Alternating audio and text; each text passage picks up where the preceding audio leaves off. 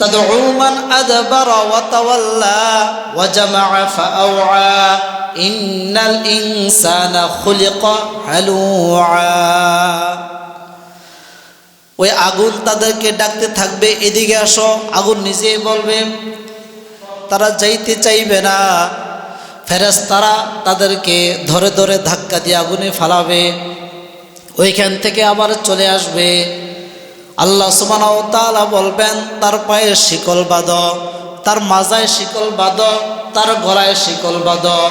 শিকল বেঁধে আগুনের কুণ্ডুলের মধ্যে তাকে রেখে আসো, যাতে করে ওইখান থেকে সে পালিয়ে আসতে না পারে।